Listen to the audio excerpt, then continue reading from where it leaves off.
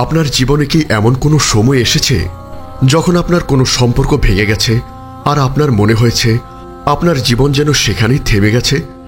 যখন আপনার অন্তর এক গভীর শূন্যতায় ভারাক্রান্ত হয়েছে আর আপনার সমস্ত আশা, সমস্ত স্বপ্ন যেন এক নিমিষেই শেষ হয়ে গেছে? যখন আপনি ঘুম থেকে উঠেছেন এবং আপনার মন কেবলই প্রশ্ন করছে, এখন আমি কি করব? বিচ্ছেদের পর এই অনুভূতি হওয়া স্বাভাবিক যে আমাদের পৃথিবী যেন আর আগের মতো নেই। কিন্তু আজ আমরা আলোচনা করব এক গভীর সত্য নিয়ে। বিচ্ছেদের পরের জীবন থেমে যায় না। আমরা জানব কিভাবে আমাদের জীবনের এই দুঃখজনক অধ্যায়টি প্রকৃতপক্ষে আল্লাহর পক্ষ থেকে আমাদের জন্য এক নতুন কল্যাণকর অধ্যায়ের সূচনা হতে পারে এবং কিভাবে এই কষ্টকে জয় করে আমরা আরও শক্তিশালী হয়ে উঠতে পারি। কোরআন, হাদিস এবং নবী রাসূল ও সাহাবায়ে কেরামের জীবন থেকে নেওয়া অমূল্য শিক্ষা নিয়ে। যখন কোনো বিচ্ছেদ হয় তখন আমরা কেবলই সেই হারানোর কষ্টটাকে দেখি। আমরা মনে করি আমাদের জীবন আর কখনোই স্বাভাবিক হবে না, কিন্তু আল্লাহ তাআলা এই কষ্টের পেছনে আমাদের জন্য এক বিরাট কল্যাণ লুকিয়ে রেখেছেন, যা আমরা তখন বুঝতে পারি না।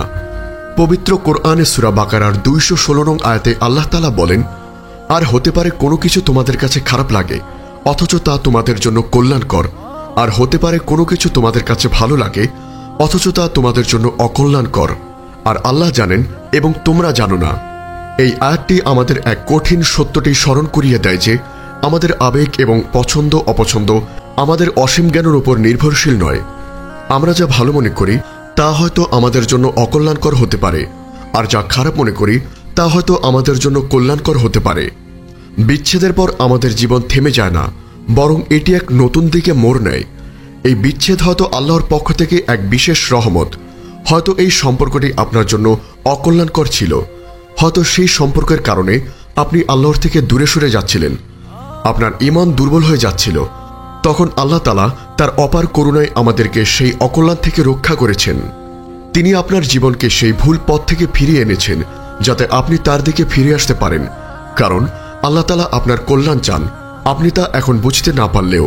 রাসূল সাল্লাল্লাহু আলাইহি ওয়াসাল্লামের জীবন থেকেও আমরা এর অসাধারণ প্রমাণ পাই। তিনি যখন তার প্রিয় স্ত্রী খাদিজা রাদিয়াল্লাহু আনহাকে হারিয়েছিলেন তখন তিনি অনেক কষ্ট পেয়েছিলেন। সেই বছরকে বলা হয় আমুল হুজন, অর্থাৎ দুঃখের বছর। কিন্তু এই কষ্টের পরে আল্লাহ তাকে মেরাজের অসাধারণ উপহার দিয়েছিলেন এবং তাকে তার নৈকট্য দান করেছিলেন। এই ঘটনা আমাদেরকে শেখায় যে জীবনের সবচেয়ে কঠিন সময়ও আল্লাহ তার বান্দাদের ছেড়ে যান না, বরং তিনি তাদেরকে সান্ত্বনা দেন এবং তাদের জন্য উত্তম কিছু প্রস্তুত করেন। এই কষ্টের সময় আমাদের করণীয় হল ধৈর্য ধারণ করা এবং আল্লাহর উপর পূর্ণ ভরসা রাখা। রাসূল সাল্লাল্লাহু আলাইহি ওয়াসাল্লাম বলেছেন, মুমিনের অবস্থা আশ্চর্যজনক, তার প্রতিটি অবস্থায় কল্যাণ থাকে, আর এটি শুধু মুমিনেরই বৈশিষ্ট্য। যদি তার উপর কষ্ট আসে আর সে ধৈর্য ধারণ করে তবে এটা তার জন্য কল্যাণকর। সহিহ মুসলিম। যখন আপনি আপনার কষ্টকে আল্লাহর সিদ্ধান্তের উপর ছেড়ে দিয়ে ধৈর্য ধারণ করবেন তখন আল্লাহ আপনার এই ধৈর্যকে আপনার জন্য এক বিশাল প্রতিদান হিসাবে লিপিবদ্ধ করবেন। বিচ্ছেদের পর জীবনকে আবার নতুন করে শুরু করা সম্ভব। আপনার এই সময়টিকে আপনি আপনার আত্মার পরিশুদ্ধির জন্য ব্যবহার করতে পারেন। আল্লাহর সাথে আপনার সম্পর্ককে আরও মজবুত করুন। বেশি বেশি সালাত আদায় করুন, দোয়া করুন এবং আল্লাহর জিকির করুন। যখন আপনার অন্তর আল্লাহর স্মরণে প্রশান্ত হবে তখন আপনি আপনার জীবনের নতুন পথ খুঁজে পাবেন। আল্লাহ তাআলা পবিত্র কোরআনের সূরা তালাকের 2 এবং 3 নং আয়াতে বলেন, আর যে আল্লাহকে ভয় করে আল্লাহ তার জন্য পথ খুলে দেন, আর তিনি তাকে এমন উৎস থেকে রিজিক দান করেন যা সে কল্পনাও করতে পারে না, আর যে আল্লাহর উপর ভরসা করে তার জন্য তিনি যথেষ্ট। এই আয়াতগুলো প্রমাণ করেছে যখন আমরা আমাদের জীবনের নিয়ন্ত্রণ আল্লাহর হাতে ছেড়ে দেই তখন তিনি আমাদের জন্য এমন কিছু প্রস্তুত করে রাখেন যা আমরা কখনো কল্পনা করতে পারিনি। পরিশেষে, যদি আপনি আজ কোনো বিচ্ছেদের কষ্টে থাকেন তবে আপনার অন্তরকে আল্লাহর দিকে ফিরিয়ে দিন। আপনার এই কষ্টকে আল্লাহর কাছে দোয়া করার এক সুযোগ হিসেবে দেখুন। আপনার অন্তরকে এই বিশ্বাসে পূর্ণ করুন যে আপনার জীবনের এই অধ্যায়টি শেষ নয়, বরং এটি এক নতুন এবং আরও ভালো কিছুর সূচনা। জীবন থেমে যায় না, বরং তা আল্লাহর ইচ্ছায় চলতে থাকে এবং তিনি আপনার জন্য উত্তম কিছু রেখেছেন। হে আল্লাহ, হে অন্তর পরিবর্তনকারী, আমাদের অন্তরকে আপনার দিনের উপর স্থির রাখুন। আমাদের কষ্ট ও বেদনাগুলোকে আপনার কাছে ফিরে আসার মাধ্যম বানিয়ে দিন। আমাদের যে কষ্ট আমরা পেয়েছি তার পরিবর্তে আপনার ভালোবাসা দিয়ে আমাদের অন্তরকে পূর্ণ করে দিন এবং আমাদের ধৈর্যশীলদের অন্তর্ভুক্ত করুন। আমিন। আমাদের এই মহৎ বার্তা ছড়িয়ে দিতে এবং ইসলামের আলোকে প্রতিটি হৃদয় পৌঁছে দিতে অনুগ্রহ করে চ্যানেলটি সাবস্ক্রাইব করুন এবং বেল আইকনটি প্রেস করুন।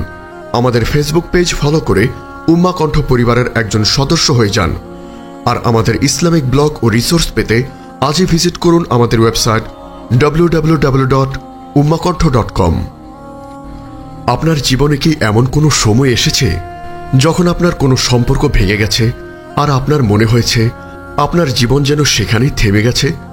যখন আপনার অন্তর এক গভীর শূন্যতায় ভারাক্রান্ত হয়েছে আর আপনার সমস্ত আশা, সমস্ত স্বপ্ন যেন এক নিমিষেই শেষ হয়ে গেছে?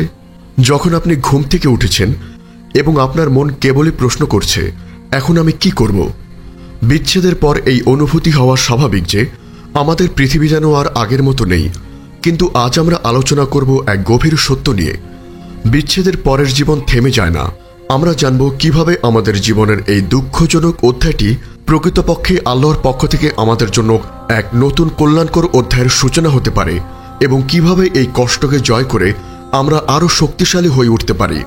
কোরআন, হাদিস এবং নবী রাসূল ও সাহাবায়ে কেরামের জীবন থেকে নেওয়া অমূল্য শিক্ষা নিয়ে। যখন কোনো বিচ্ছেদ হয় তখন আমরা কেবলই সেই হারানোর কষ্টটাকে দেখি। আমরা মনে করি আমাদের জীবন আর কখনোই স্বাভাবিক হবে না, কিন্তু আল্লাহ তাআলা এই কষ্টের পেছনে আমাদের জন্য এক বিরাট কল্যাণ লুকিয়ে রেখেছেন, যা আমরা তখন বুঝতে পারি না। পবিত্র কোরআনে সূরা বাকারার 216 নং আয়াতে আল্লাহ তাআলা বলেন, আর হতে পারে কোনো কিছু তোমাদের কাছে খারাপ লাগে অথচ তা তোমাদের জন্য কল্যাণকর, আর হতে পারে কোনো কিছু তোমাদের কাছে ভালো লাগে অথচ তা তোমাদের জন্য অকল্যাণকর, আর আল্লাহ জানেন এবং তোমরা জানো না। এই আয়াতটি আমাদের এক কঠিন সত্যটি স্মরণ করিয়ে দেয় যে আমাদের আবেগ এবং পছন্দ অপছন্দ আমাদের অসীম জ্ঞানের উপর নির্ভরশীল নয়। আমরা যা ভালো মনে করি তা হয়তো আমাদের জন্য অকল্যাণকর হতে পারে, আর যা খারাপ মনে করি তা হয়তো আমাদের জন্য কল্যাণকর হতে পারে। বিচ্ছেদের পর আমাদের জীবন থেমে যায় না, বরং এটি এক নতুন দিকে মোড় নেয়। এই বিচ্ছেদ হয়তো আল্লাহর পক্ষ থেকে এক বিশেষ রহমত। হয়তো এই সম্পর্কটি আপনার জন্য অকল্যাণকর ছিল। হয়তো সেই সম্পর্কের কারণে আপনি আল্লাহর থেকে দূরে সরে যাচ্ছিলেন, আপনার ঈমান দুর্বল হয়ে যাচ্ছিল। তখন আল্লাহ তাআলা তার অপার করুণায় আমাদেরকে সেই অকল্যাণ থেকে রক্ষা করেছেন। তিনি আপনার জীবনকে সেই ভুল পথ থেকে ফিরিয়ে এনেছেন যাতে আপনি তার দিকে ফিরে আসতে পারেন, কারণ আল্লাহ তাআলা আপনার কল্যাণ চান, আপনি তা এখন বুঝতে না পারলেও। রাসূল সাল্লাল্লাহু আলাইহি ওয়াসাল্লামের জীবন থেকেও আমরা এর অসাধারণ প্রমাণ পাই। তিনি যখন তার প্রিয় স্ত্রী খাদিজা রাদিয়াল্লাহু আনহাকে হারিয়েছিলেন তখন তিনি অনেক কষ্ট পেয়েছিলেন। সেই বছরকে বলা হয় আমুল হুজন, অর্থাৎ দুঃখের বছর। কিন্তু এই কষ্টের পরে আল্লাহ তাকে মেরাজের অসাধারণ উপহার দিয়েছিলেন এবং তাকে তার নৈকট্য দান করেছিলেন। এই ঘটনা আমাদেরকে শেখায় যে জীবনের সবচেয়ে কঠিন সময়ও আল্লাহ তার বান্দাদের ছেড়ে যান না, বরং তিনি তাদেরকে সান্ত্বনা দেন এবং তাদের জন্য উত্তম কিছু প্রস্তুত করেন। এই কষ্টের সময় আমাদের করণীয় হল ধৈর্য ধারণ করা এবং আল্লাহর উপর পূর্ণ ভরসা রাখা। রাসূল সাল্লাল্লাহু আলাইহি ওয়াসাল্লাম বলেছেন, মুমিনের অবস্থা আশ্চর্যজনক, তার প্রতিটি অবস্থায় কল্যাণ থাকে, আর এটি শুধু মুমিনেরই বৈশিষ্ট্য। যদি তার উপর কষ্ট আসে আর সে ধৈর্য ধারণ করে তবে এটা তার জন্য কল্যাণকর। সহিহ মুসলিম। যখন আপনি আপনার কষ্টকে